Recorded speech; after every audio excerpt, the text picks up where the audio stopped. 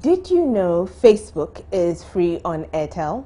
It makes it easier when you're looking us up with the name Joy News on TV, which is what you need to do if you want to be a part of this show and send us a message. So look us up on Facebook with the name Joy News on TV. That same name will find us on Twitter, Joy News on TV, where we tweet with the handle JN Interactive GH. You can send us an email to the address joynewsim@multitvworld.com or send us a WhatsApp message on 054-010-9009. If you're sending a WhatsApp message, remember to add your name and where you're sending that message from, and we will read it in real time. Just keep it short and sweet. Now things are spiraling out of control in Bimbilla as the death toll has now risen to 12. You heard all the gory details on today's big story with Aisha Ibrahim a minute ago. How are you taking the news? If you didn't hear it, as I said, the death toll has risen to 12 and the police have arrested 8 people. So let's take a look at what we put on our Facebook page. We said some of those who have been injured in clashes have been transferred to the Tamale Teaching Hospital for medical attention. Reports suggest it started after some butchers in the area refused to perform the traditional rite of cutting a portion of the meat for the regent of that area. The full story is on MyJoy Online. That's if you missed today's big story. Now let's go straight to the comments. First one comes from Jones Blantari, who says, "Why can't you also go there and talk to your people? I thought you are the MP of the people. Why run away from your responsibility and blame government?" KD Wonder says, "The northern region has so many meat. Why can't they just share? Once it was a guinea fowl, now a cow or goat." Okay. Ibrahim says, "This MP isn't serious. Why should I give meat to the chief when he knows that I'm doing business? They're your people. You can talk to them." Kofi Asante says, "It's very sad. If you take a gun or any weapon to kill your fellow human being just because of meat in this 21st century, what do you expect government to do?" Simon is asking, you see how it is?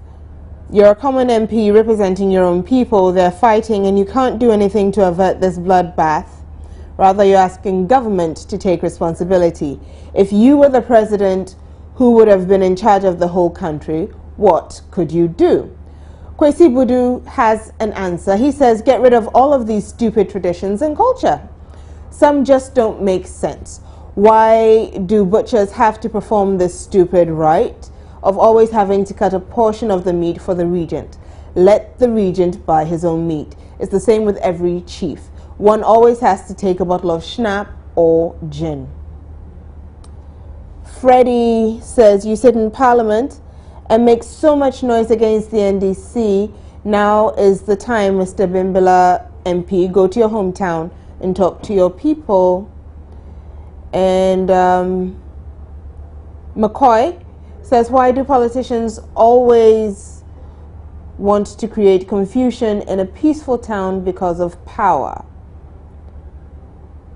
Evans believes the North is known as a violence zone, and Desmond is asking if they're not fasting.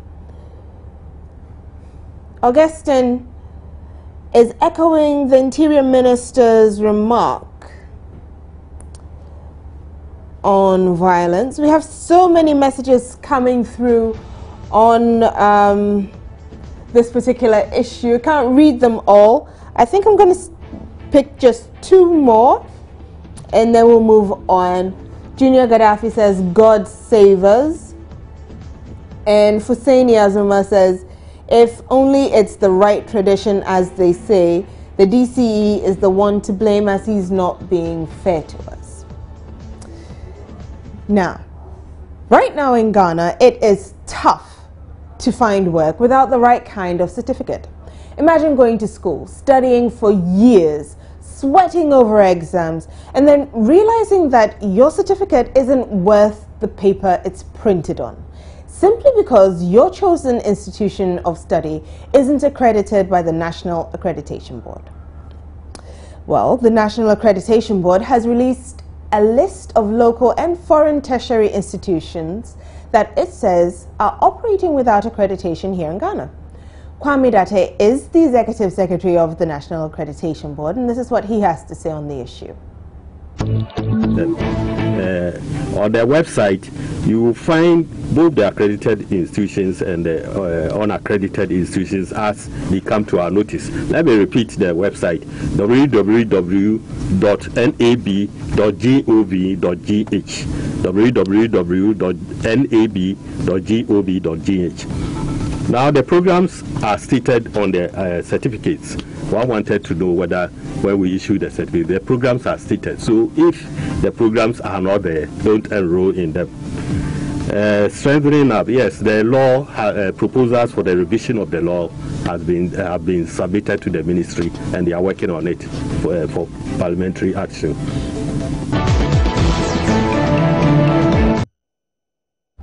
When you're picking a school, either for yourself or for your ward, do you even bother to check to see if the institution is accredited?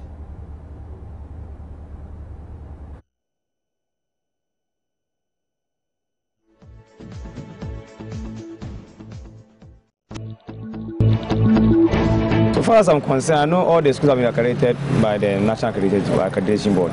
So for that one, I don't need to check the list of schools which have been accredited by National Accreditation Board before I can choose the school for my wards or not. I checked because I wanted to be sure after school. I don't want to have any problem with companies asking of, you know, the correct school I went to and stuff like that. You should know whether like the school you are going inside or like the institution you are going inside is backed by the the government or something.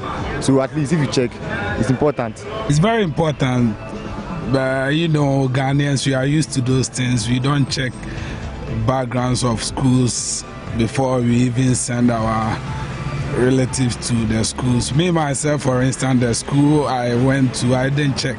As at now, I don't know whether it's accredited or not. You go to school for a reason, maybe to get a job, you know, to add to your status, to look for increment in pay. So I look for universities that are accredited, and mostly I look for the traditional universities like University of Cape Coast, University of Ghana.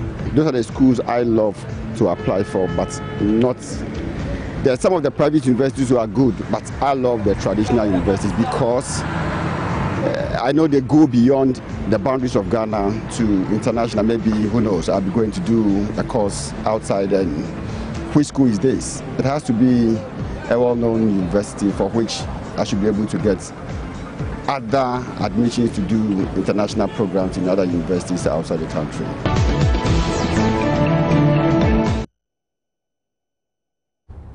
All right, I have a couple of comments on WhatsApp, so we'll pick those. Issa Mahama from Bole says, I attended Bimbilla Training College, and because of this, I have a lot of loved ones there. I share the pains of those who lost their loved ones. Again, the curfew should be reviewed. So that's on education and on Bimbilla. I have quite a number of comments on Bimbilla, so let me go back to those ones. Daniba Dora says, why should it be so? Their leaders have to see into the matter seriously. May God help Bimbilla Township, and it's from Monbilla in the Volta region. Rudolph says, Common Mito, Ghana we are. Obed in Kintampo says, I'm very sad, a Ghanaian killing his fellow Ghanaian. When will these killings stop? Hey, Ghana Panye. Oh, and then he gives me a compliment. He likes the way I carry myself. Well, thank you very much. Dennis from Sold Home is talking about the accreditation, and he agrees that it needs to be checked before you enroll in school. But really, how many of us do that? This is Issa Mahama Osborne from Bole. He's back, and he says, unaccredited institutions must be sued. Most of us don't consider this when applying. Well, they're unaccredited, but if you don't check and you enroll in the institution, then that's on you, isn't it? When we come back from the break, we will be talking about Asamoah Gyan, who has gotten the secret to success and is sharing it with us.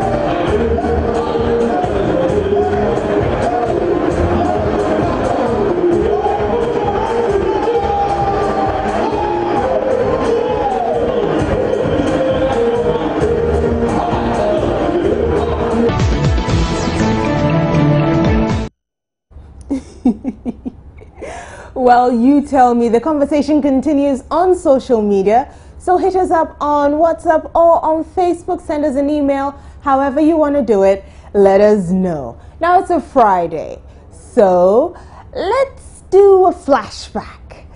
Take a look back into time. On our Facebook page, we put up a picture with the hashtags #Flashback Friday, #JNI, and we put up a couple of questions. Let's see what picture that was and ask the questions.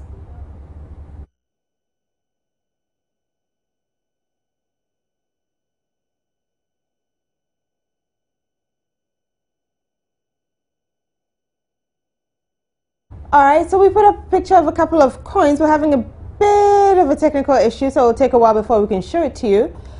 So instead, why don't we read two comments on Asamoah Gyan.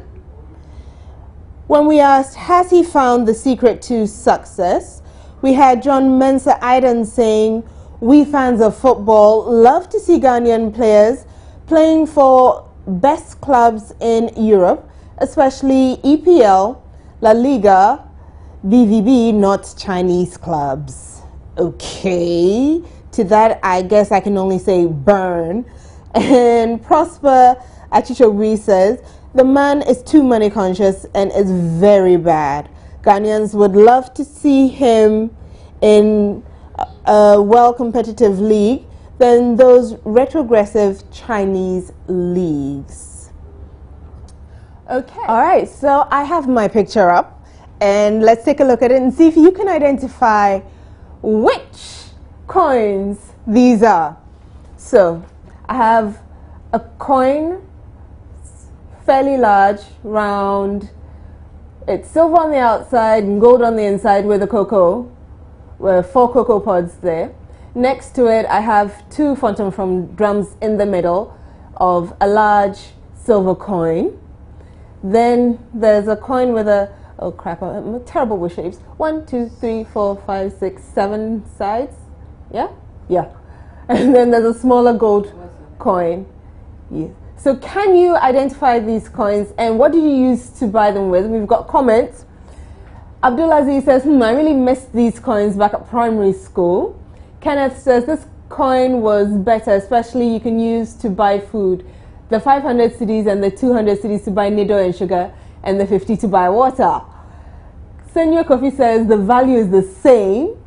Colin says, yes, I do remember them. I used the 100 cedis to buy porridge, 500 cedis to buy gabines, 50 to buy ice water, and 200 to buy gari and sugar in 1997. John Mensah says, I can use the coins for pure water. Mamiaja says there are 100, 50, 500, and 200 coins. Mamiaja, very good. And you did that from left to right, top to bottom. I remember vividly on Sundays, my dad gives me a 500 coin for Sunday school. I'll sit in front and shout, no Safira, no Ananias, but we'll run out to go and buy ice cream and chips and end up giving God 100 cedis. Okay, we've got quite a number. People remember them. All right, so you can go to Facebook and read the rest of the comments, add your own, tell us if you remember them. Just a few on WhatsApp on Asamoah Jan. Rudolph says, Jan is the best player. Believe in yourself, Jan. By next year, you'll be the best player. Aisha is here. Please, madam, I can identify the coins. Oh, somebody has done it for you, my friend. I knew before she did. Look at you. Well, yeah, it was the good old days. The good old days, remember, yeah. You know. But nothing much has changed, because if you look at the 100 cedis, that's what we call the 10 cedis now. It looks like it, doesn't it? Yeah, same. Well, that's it for Joy News Interactive, proudly sponsored by Airtel. The time to dream is now. My name is Jennifer Jane Asante, and with me is Aisha Ibrahim. Enjoy the rest of our programs.